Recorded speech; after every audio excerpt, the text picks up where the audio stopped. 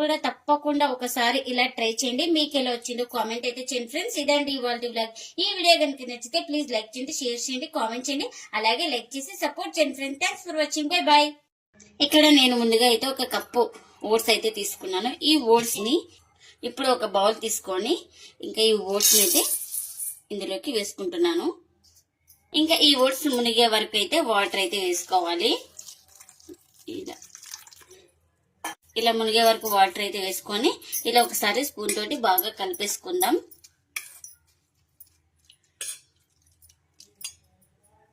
ఇప్పుడు ప్లేట్ అయితే పెట్టేసుకొని ఒక హాఫ్ అన్ అవర్ అయితే నానబెట్టేసుకోవాలండి. ఇంకా దీన్ని అయితే పక్కన పెట్టేసుకుందాం. ఇంకా మరొక బౌల్ అయితే తీసుకొని ఇప్పుడు ఇందులోకి ఏ కప్పుతో మనం ఓట్స్ అయితే తీసుకున్నామో అదే కప్పుతో పెసరపప్పును కూడా తీసుకోవాలి. ఒక కప్పు. వీటిని అయితే ఒక 2 సార్లు శుభ్రంగా వాష్ చేసుకోవాలి. ఇలా ఇప్పుడు వాటర్ అయితే వేసుకొని బాగా 2 సార్లు శుభ్రంగా వాష్ చేసుకుందాం.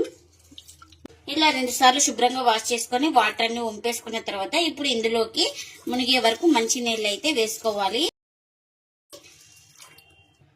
ఇలా మంచినీళ్ళు వేసుకొని ఒకసారి ఇలా స్పూన్ తోటి బాగా కలిపేసుకుందాం.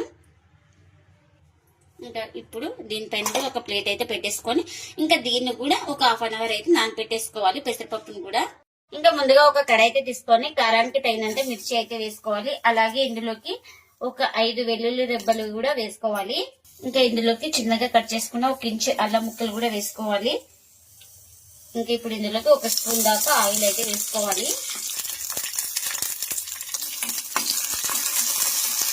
మనం ఇంకా ఒకసారి స్పూన్ తోటి బాగా కలిపేసుకుందాం. ఇలా మిర్చి వేగిన తర్వాత ఇందులోకి పల్లీలను అయితే వేసుకోవాలి. ఇంకా పల్లీలు వేసుకున్న తర్వాత ఈ పల్లీలను కూడా బాగా ఫ్రై చేసుకోవాలి. ఇంకా మనకు పల్లీలు అయితే బాగా ఫ్రై అయిపోయినాయి కదా. ఇప్పుడు ఇందులోకి ఇంకా కొత్తిమీర కూడా వేసుకోవాలి కొంచెం. ఇంకా ఈ కొత్తిమీర వేసుకున్నాక ఒకసారి బాగా కలిపేసుకుందాం. ఇంకా ఈ వేడి మీదకే బాగా మనకు మగ్గుతుంది కొత్తిమీర అనేది. ఇంకా మనకు పల్లీలు కొత్తిమీర మిర్చి బాగా ఫ్రై అయిపోయినాయి కదా. ఇంకా ఇప్పుడైతే స్టవ్ అయితే ఆఫ్ చేసుకొని ఇంకా చల్లారిన తర్వాత అయితే గ్రైండ్ చేసుకుందాం. ఇంకా ఒక మిక్సీ జార్ అయితే తీసుకొని ఇంకా చల్లారిన తర్వాత అయితే జార్లోకి అయితే తీసుకుంటున్నాను. ఇంకా ఇందులోకి టేస్ట్ తగినంత సాల్ట్ ని కూడా వేసుకోవాలి. అలాగే కొద్దిగా వాటర్ కూడా వేసుకొని మనం గ్రైండ్ చేసుకుందాం మూత పెట్టేసుకొని. ఇంకా గ్రైండ్ చేసుకున్న తర్వాత ఒక బౌల్ తీసుకొని అందులోకి అయితే ఈ చట్నీని అయితే వేసుకుంటున్నాను. ఇంకా ఇక్కడ చట్నీకి పోపు కూడా పెట్టేసుకున్నాను. ఇంకా ఆ పోపును కూడా ఈ చట్నీలోకి అయితే వేసుకుంటున్నాను. మనకు చట్నీ అయితే రెడీ అయిపోయింది. ఇంకా ఇప్పుడు ఒక హాఫ్ అన్ అవర్ తర్వాత అయితే మనకు ఓట్స్ అయితే బాగా నానిపోయినాయి చూడండి. ఇంకా ఇలా బాగా మెత్తగా నానిపోవాలి మనకు ఓట్స్ అయితే. ఇలా చేతితో ఇలా అనేస్తే బాగా ఫ్రెష్ అయిపోవాలి. ఇంకా ఈ ఓట్స్ ని ఒక మిక్సీ జార్ అయితే తీసుకొని ఆ జార్ లోకి అయితే వేసుకోవాలి. వాటర్ తో సహా వేసుకుందాం. ఇంకా మనం పెసరపప్పు కూడా బాగా నానిపోయిందండి. ఇంకా వాటర్ అయితే వంపేసుకొని ఇప్పుడు ఈ పెసరపప్పును కూడా ఇందులోకి అయితే వేసుకోవాలి. ఇంకా ఇప్పుడు మూత అయితే పెట్టేసుకొని స్మూత్ గా గ్రైండ్ చేసుకోవాలి. ఇంకా పిండి గ్రైండ్ చేసుకున్న తర్వాత ఒక బౌల్ తీసుకొని ఇంకా అందులోకి అయితే ఈ పిండిని అయితే వేసుకోవాలి. బాగా స్మూత్ గా గ్రైండ్ చేసుకోవాలి. ఇంకా నేను ఇక్కడ వాటర్ అయితే వేసుకొని గ్రైండ్ చేసుకోలేదండి. ఎందుకంటే ఓట్స్ తో పెట్టుకున్నాం కదండి. ఓట్స్ అయితే ఆ వాటర్ తో సహా వేసుకున్నాం కాబట్టి మనకు వాటర్ ఏం పట్టదు. ఇందులోకి ఒక 1/4 టీ స్పూన్ దాకా పసుపు అయితే వేసుకోవాలి. అలాగే ఒక 1/4 టీ స్పూన్ దాకా వంట సోడాను కూడా వేసుకోవాలి. ఇంకా రుచికి తగినంత సాల్ట్ ని కూడా వేసుకోవాలి. ఇప్పుడు ఇందులోకి కాస్త వాటర్ అయితే వేసుకుందాం. ఇంకా ఈ వాటర్ ని కూడా వేసుకొని బాగా కలిపేసుకుందాం. ఇలా బాగా పసుపు సాల్ట్ అన్ని బాగా వంట సోడా బాగా కలిసిపోయే వరకు బాగా ఇలా స్పూన్ తోటి బాగా కలిపేసుకోవాలి. ఇప్పుడు ఇందులోకి 1 స్పూన్ దాకా జీలకర్ర కూడా వేసుకోవాలి.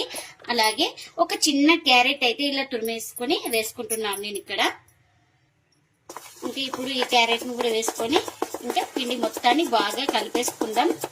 మనకు క్యారెట్ అయితే హెల్త్ కి చాలా మంచిది కదా. ఇంకా ఈ క్యారెట్ ని కూడా వేసేసుకొని బాగా కలిపేసుకోవాలి. ఇలా మనకు ఈ పిండి అయితే పర్ఫెక్ట్ గా రెడీ అయిపోయింది. ఇంకా మన ఇంట్లో ఇలాంటి పోపు గిత్త అయితే ఉంటుంది కదా, అదైతే పెట్టేసుకున్నాను. అది హీట్ అయింది బాగా. ఇప్పుడు ఇందులోకి 1 స్పూన్ దాకా ఆయిల్ అయితే వేసుకోవాలి.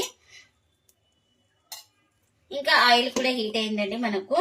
ఇప్పుడు పిండి వేసే ముందు అయితే పిండి మొత్తాన్ని ఒకసారి బాగా కలిపేసుకొని ఇంకా ఒక గెరిట పిండిని అయితే వేసుకోవాలి ఇందులోకి. ఇలా వేసుకొని లైట్ గా స్ప్రెడ్ చేసుకోవాలి. ఇంకా ఇప్పుడు దీనిపైన అయితే ప్లేట్ అయితే కవర్ చేస్తున్నాను. ఇలా కవర్ చేయడం వల్ల మనకు త్వరగా బాగా కుక్ అవుతుంది. ఇంకా ఇప్పుడైతే చెక్ చేసుకుంటున్నాను. ఇంకా పైన మొత్తం ఇలా తడి లేకుండా బాగా ఆరిపోయింది కదా. ఇప్పుడు మనం ఇలా స్పూన్ తోటి ఇలా నిదానంగా చేసుకోవాలి. ఇంకొక వైపు అయితే ఇలా ఇంకా ఇలా ప్లేట్ అయితే పెట్టేసుకొని ఇంకొక వైపు కూడా బాగా ఫ్రై చేసుకోవాలి. ఇంకా మనకు అటు ఇటు తిప్పుకుంటూ ఇంకా 2 వైపులో బాగా ఫ్రై అయిపోయిందండి. ఇంకా మనకు ఇదైతే రెడీ అయిపోయింది. ఇంకా దీన్ని అయితే ప్లేట్లోకి అయితే తీసుకుంటున్నాను. ఇంకా ఇందులోకి మరొక స్పూన్ ఆయిల్ అయితే వేసుకున్నాను. ఇప్పుడు ఒక గరిటె పిండిని అయితే తీసుకుంటున్నాను. ఇలా వేసుకొని లైట్ గా స్ప్రెడ్ చేసుకోవాలి. ఇలా స్ప్రెడ్ చేసుకున్న తర్వాత ఇంకా మనం ఒక ప్లేట్ అయితే కవర్ చేసుకుందాం. ఇది చూడండి, పైన మొత్తం తడి అయితే ఆరిపోయింది కదా, పిండి ఎక్కడ లేదు. ఇంకొక వైపు అయితే టర్న్ చేసుకుంటున్నాను. ఇంకొక వైపు కూడా బాగా కాల్చుకోవాలి. మనం మంటను అడ్జస్ట్ చేసుకుంటూ బాగా ఫ్రై చేసుకోవాలి. ఇంకా మనకు ఇది కూడా రెడీ అయిపోయిందండి. ఇంకా దీన్ని కూడా ఒక ప్లేట్లోకి అయితే తీసుకుంటున్నాను. ఇంకా ఇప్పుడు ఇందులోకి ఆయిల్ అయితే వేసుకున్నాను. ఇంకా పిండిని కూడా వేసుకుందాం. ఇంకా ఆయిల్ హీట్ అయిన తర్వాత అయితే పిండిని అయితే వేసుకోవాలి.